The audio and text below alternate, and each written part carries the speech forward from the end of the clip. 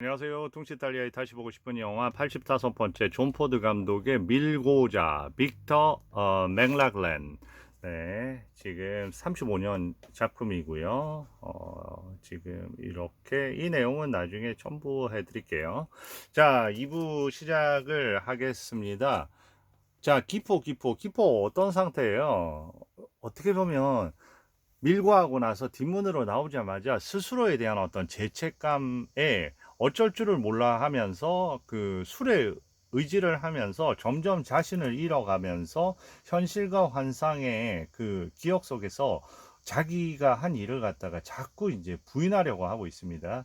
그러면서 기포를 갖다가 돈이 있다는 걸 알고 그걸 갖다 또 악용하고 싶어 하는 그 조그만 사람하고 같이 이렇게 쓸려가는 와중에 여기 왼쪽에 보면 이라 대원은 그 모습을 지켜보고 있습니다. 벌써 직감한 거죠. 기포가 밀고 자라는 걸. 어떻게 갈까요? 저런 어떤 여러 가지 광선이라든지 그런 어떤 빛의 움직임이라든지 그런 것들이 보면 1920년, 30년대 무성 영화 시절에 20년 그때 아주 그런 어떤 독일 표현지의 어떤 느낌도 많이 줍니다. 노래를 부르고요. 그러면서 조금 있다가 뭐라고 할 겁니다. 어때요? 갑자기 저 앞에 섭니다. 그러면서 순간적으로 생각하는 거죠. 그렇지만 그 생각을 할 수 있을까요? 지금 뭐 술 때문에 완전히 정신이 온전치 못합니다. 자기가 사실 저 10파운드 저 미국으로 가는 저거 케이스하고 같이 가려고 그것 때문에 그 일을 했는데 나오다 보니까 그 모든 그 죄의식 때문에 술에 의존을 하면서 돈을 점점 써가게 돼버린 거죠. 근데 그거마저도 스스로 판단을 못 합니다. 그러면서 얘기합니다. 자꾸 저걸 보니까 케이트한테 가야 된다는 생각이 나긴 한 거죠. 그러니까 얘기합니다. 케이스 괜찮다. 그러면서 날 따라와라. 그런데 막 그런 얘기를 하니까 이 돈도 없는 쓰레기 같은 놈아 하면서 갑자기 태도를 바꿔서 저렇게 가는 거예요. 그러니까 어때요? 주머니에서 돈을 보여주는 거죠. 보여주니까 돈을 보고 또 따라 붙습니다. 그리고 좋은 장소가 있으니까 글로 가자고 또 그 유도를 합니다. 그러니까 그 돈을 가지고 순간 생각이 난 겁니다. 그런데 그 마치 악마의 유혹처럼 저 장면 갑자기 그 배가 보이고요. 저 겹쳐서 그러면서 배는 어떻게 보면 배를 타고 10파운드를 가지고 배를 타겠죠. 그 배의 모습과 동시에 뭔가 순간적인 환상을 가지고 케이트하고 그 미래를 꿈꾸려고 하는 순간 또 옆에 있는 이 악동 같은 사람이 막 밀쳐서 가게 되는 겁니다. 그러면서 좀 고급스러운 어떤 장소로 가서 들어가니까 이제 다들 어때요? 좀 우아한 옷 복장을 하고 있고 너 같은 가난뱅이가 올 곳이 아니라고 막 얘기를 하는 거죠. 근데 돈을 꺼내 보입니다. 그러니까 이제 태도가 달라지는 거죠. 네. 그리고 이제 모든 사람한테 술을 다 산다고 하고요. 지금 저기 앉아 있는 여자 자체가 이제 술의 기운에 의해서 그게 자기 케이트로 막 보입니다. 네, 저렇게.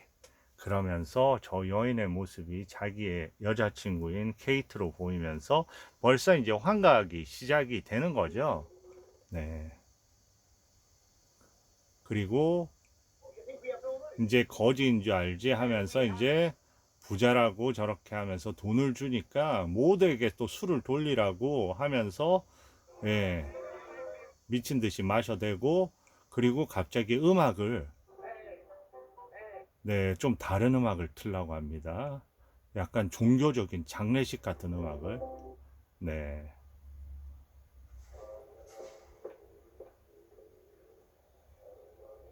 그리고 그 와중에 지금 둘이는 만난 거죠. 갤리가하고 그리고 메리하고. 네. 그러면서 둘은 이 장면은 이제 아주 네. 네, 이 둘이 만나서 결국 네 오빠를 죽인 그놈을 찾지 못하면 우리 조직 자체가 위험해진다. 그러면서 그놈을 반드시 찾아서 처단할게 하면서 얘기를 하는 거예요.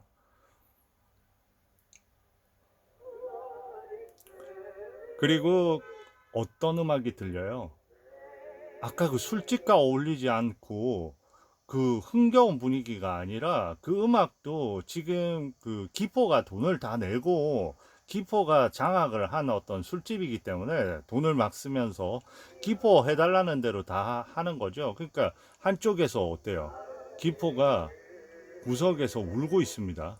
엎드린 채로 기대서.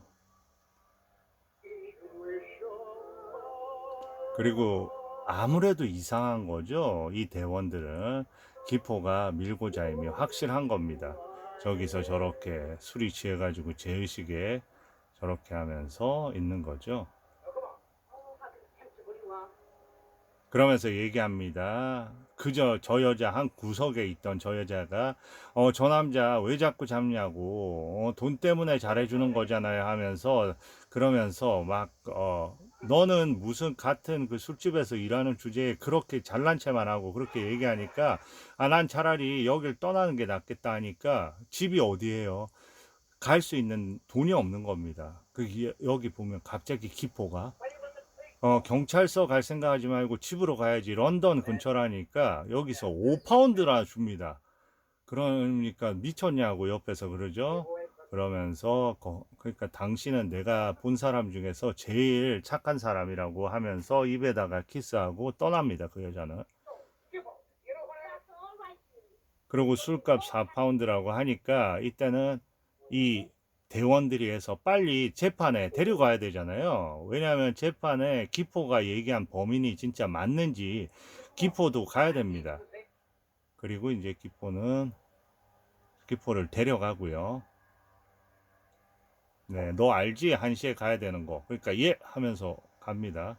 발 맞춰서 가고 나머지 술값 누가 낼 거냐 하니까 이제 요놈이 잡힌 거죠. 이제 그리고 이제 그 안으로 들어갑니다. 근데 그 와중에 나타납니다. 누가 케이트가 아니 당신 지금 왜 안 오는 거야? 오기로 해놓고 어떻게 된 거야? 내 친구들이니까 걱정하지 말라고 얘기하고 이제 그 나머지 돈 남은 걸 갖다가 다 주는 거죠. 그러니까 뭔가 느낌을 받은 거죠. 이상하다는 생각이 든 겁니다. 나머지는 뭐 한 6파운드, 7파운드밖에 안 남았을 거예요. 그리고 저 공간 안으로 음, 여기서 제가 네 여기입니다. 이제 공간 안으로 좀 전에는 못 보신 걸로 하고요. 들어갑니다 이제. 그리고 그 메리한테도 얘기하거든요. 메리한테도 증언을 좀 해달라고 그 게리거가 얘기합니다.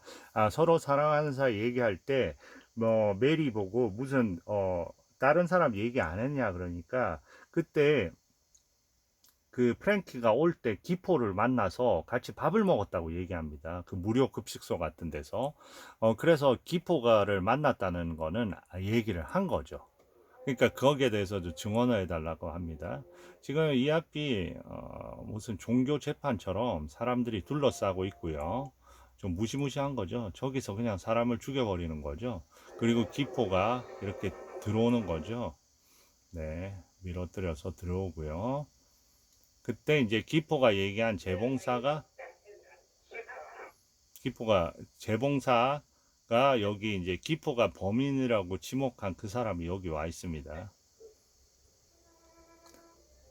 근데 그 사람이 이제 알리바이를 얘기하는 거죠. 그리고 이제 그런 일이 없다. 그러면서 저 사람이 범인이라고 얘기를 하는 거죠. 기포가. 네.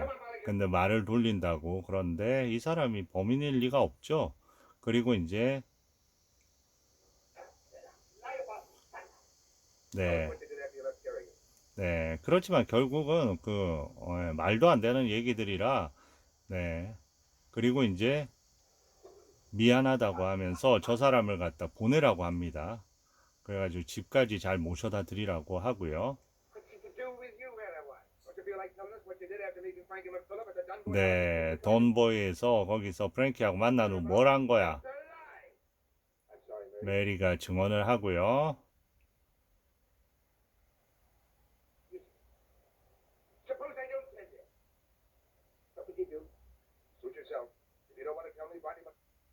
네, 그리고 이제 옆에 얘기합니다.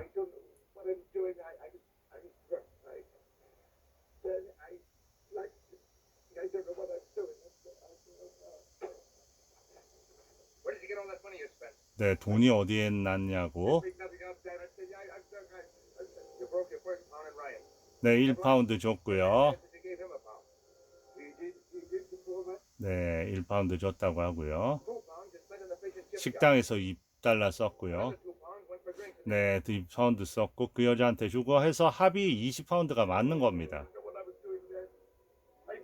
네, 이 부분이 되게 중요한 것 같아요. 내가 뭘 하는지 몰랐고, 내가 뭘 하는지 정말 몰랐다고.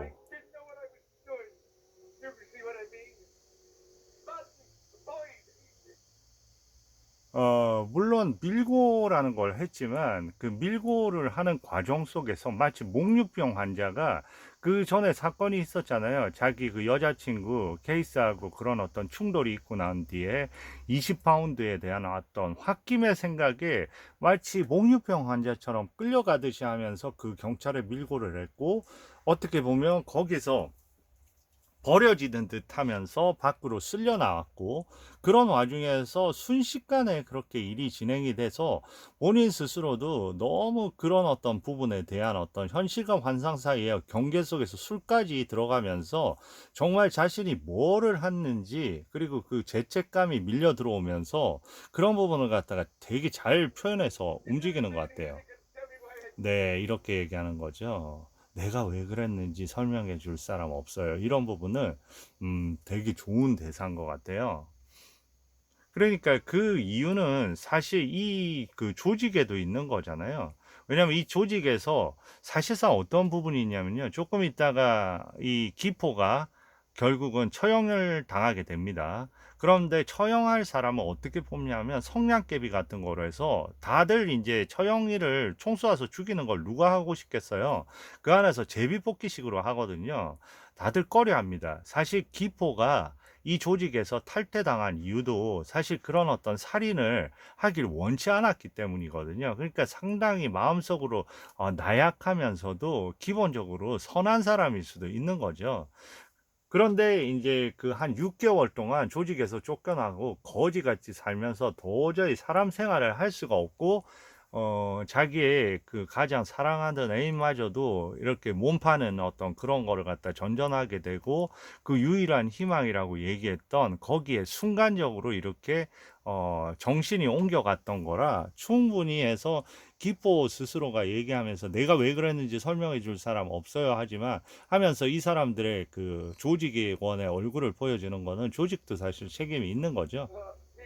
네. 그런데 이제 결국은 데려가고요.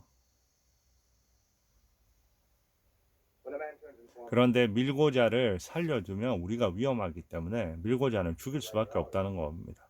선처를 부탁해도. 이게 너무 이 중요한 부분에 너무 빨리 넘어가네요. 네, 이렇게 갇혔습니다. 갇혀서 있는 어떤 저런 장면 보세요. 어때요? 빛이 들어오는 부분, 그리고 빛이 남아 있는 부분. 예를 들어서 지금 마지막 그 밖에서 은총의 빛이 들어올 만한 그런 상황인 것 같은데, 한편으로 보면 너무 암담해 보이고 독일 표현주의적인 어떤 느낌이 물씬 나는 그런 장면입니다. 네, 어쨌든지 힘이 장사잖아요. 그러니까 위에 올라가서 여기서는 뭘 합니까? 성냥 뽑기에서 그 총으로 쏴 죽여야 되는 거죠. 근데 다 꺼려 합니다. 네 차례. 네.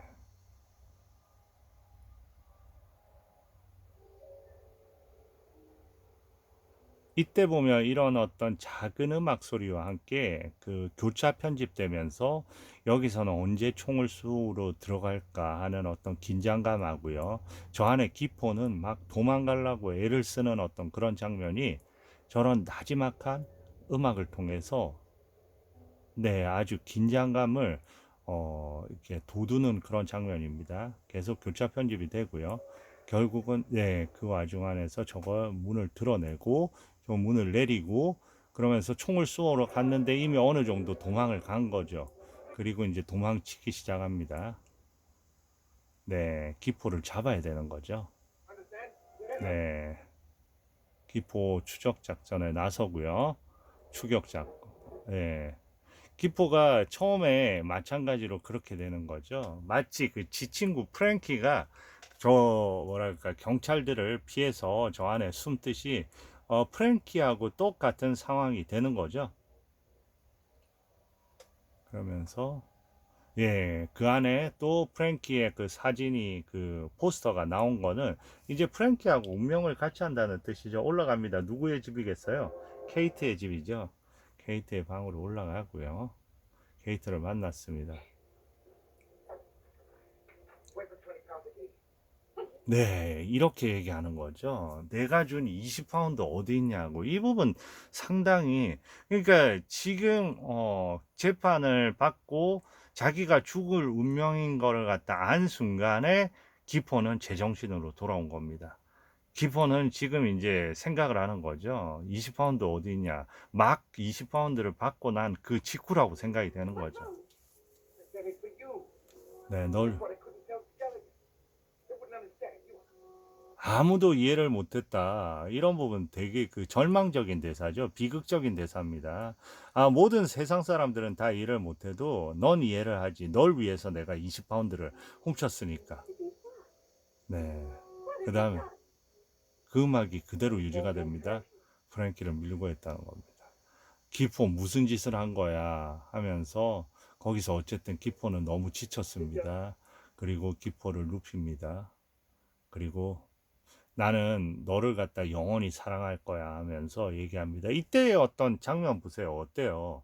어, 마치 그 성화 보는 느낌 아니에요? 그러니까 뭐 마치 그런 표현을 하면 이상할지 모르지만 이 뭐 성모가 그 예수를 안고 있는 그런 표현 모습에 그 느낌이 들 정도의 그런 어떤 연출입니다. 제가 봤을 때는 이 영화 곳곳에 있는 부분이 상당히 회화적인 요소를 많이 띠는 것 같아요.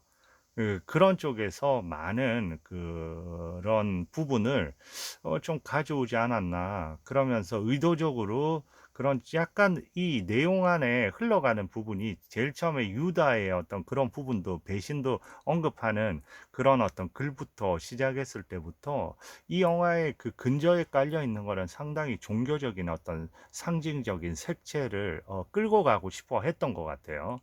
그러니까 아까 그 프랭키가 죽는 장면에서도 그렇고요. 지금 저렇게 누워 있는 장면에서도 그렇고요. 마지막 장면도 역시나 그렇게 연출이 되는 겁니다. 네, 된 것 같아요. 제 생각이니까. 네, 강요는 드릴 수 없고요. 그리고 여기서 저렇게 이제 어머님이 성당에 가는 모습을 보여주고요. 네. 그리고 이제 둘이 있는데 누가 들어옵니다. 누가 들어와요? 바로 누굽니까? 케이트가 들어와서 제발 기포를 좀 살려달라고 얘기합니다. 당신도 그러면서 나중에 누구한테 호소하라 하냐면 옆에 있는 메리한테 호소하면서 기포 나쁜 사람 아니고 기포한테 한 번만 더 기회를 달라고 그러면서 당신 둘이도 사랑하는 사이 아니냐고 사랑이 어떤 건지 알지 않냐고 하면서 얘기를 합니다. 근데 기포가 어디 있죠? 얘기하죠? 네, 얘기합니다. 그러니까 바로 움직이죠. 네. 근데 살려주세요. 근데 어쩔 수가 없습니다. 재판이 내려진 거라 번복할 수가 없다고 합니다. 그리고 이제 기포가 저렇게 그 아이처럼 누워 있는 거죠. 하나의 덮개에 쌓여 있는 것처럼. 그리고 올라갑니다.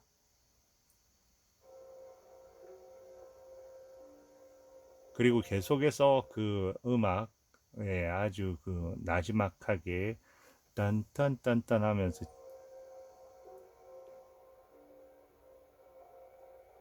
네, 그리고 이제 들어오는 거죠. 그리고 케이티를 부릅니다. 케이티가 없는 줄 알고 이제 눈치를 챈 거죠. 이제 워낙 힘이 좋다 보니까 저렇게 또 뭉개고 나오는 겁니다. 네, 그런데 나와서 네, 바틀리를 본 겁니다. 바틀리가 결국은 바틀리가 누구냐면 계속해서 술집 밖에서도 쳐다보고 그 안에서 처음부터 범죄자로 계속해서 그 주목을 하고 있었던 그 바틀리입니다. 네, 저렇게 해서 이제 네, 기포가 맞았다는 걸 알 수 있죠. 네, 기포 저렇게 네, 촛불만 남아 있고요. 어디로 들어갑니까? 총을 맞았는 상태인데 갑자기 네, 저 공간 안으로 저렇게 들어갈 때는 마치 어떤 십자가에 마치 달려 있는 그런 느낌으로 들어갑니다. 갑자기 저렇게 들어가고요. 네. 그러면서 저기에서 그 기도를 하고 있는 프랭키의 어머니 모습을 보여주고요. 그리고 기포가 다가갑니다. 네, 한쪽에는 예수님 상이 있는 거고요. 얘기합니다.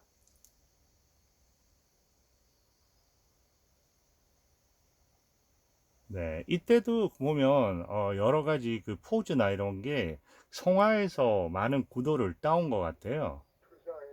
제가 당신 네, 네,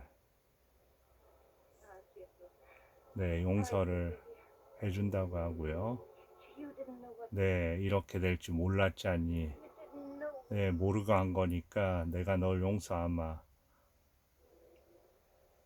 갑자기 성스러운 음악이 흘러나오고 여기서도 어떤 포즈도요. 네, 마찬가지로.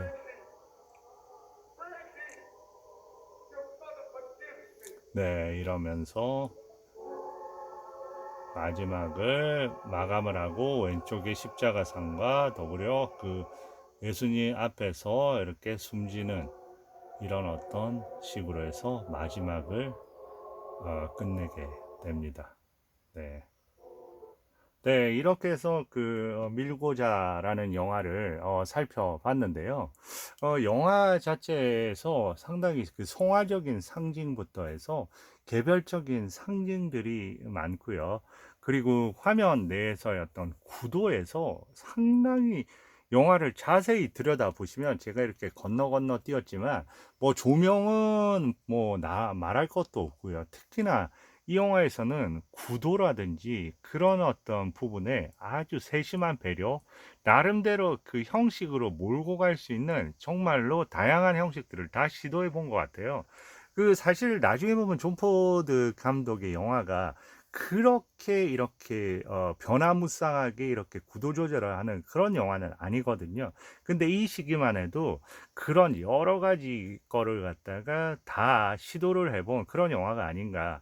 그러니까 이 영화를 봐도 존 포드는 모든 그런 어떤 구도적인 면이 이미 이 당시에 가능했던 감독인 거죠. 완전히 그 무르익었던 감독이니까 그 다음 영화에서 그런 것들이 안 드러나는 거나 할 수 있으면서도 과다하게 안 했고, 그리고 어떤 경우에 적재적소에 그런 어떤 구도적인 어떤 느낌을 줄 때는 엄청나게 그 실력, 절정의 실력을 갖고 있었던 감독이라는 거죠. 그러니까 그런 부분이 이제 유난히 잘 드러나는 영화 중에 하나가 20년 뒤에 그 서부 영화의 그 수작 중에 수작인 Searchers라는 그 수색자라는 영화가 아닌가 하는 또 생각이 들었습니다. 어쨌든 이 영화는 모르겠어요. 그 대사가 뭐 엄청난 대사들을 갖다가 가진, 흔히 보면 영화들은 아니지만 그 안에서 장면을 가지고 이렇게 제가 대사를 건너뛰었는데도 장면 하나하나로 모든 거가 다 이해되는 그런 영화입니다. 왜냐하면 이미 그 유성 영화 오기 전 무성 영화에서 이미 그 모든 거를 갖다가 완벽하게 숙달한 감독이기도 하니까요. 그러니까 30년 영화지만 이 시기의 영화만 해도 정말로 보면 영상 자체로 모든 그 예술성이 구현됐던 그런 시기가 아닌가 하는 생각을 다시 한번 하게 되는 아주 뛰어난 작품 중에 하나가 아닌가 하면서 이 영상을 마무리하도록 하겠습니다. 좋은 시청 되셨으면 많은 구독 부탁드리겠습니다. 감사합니다.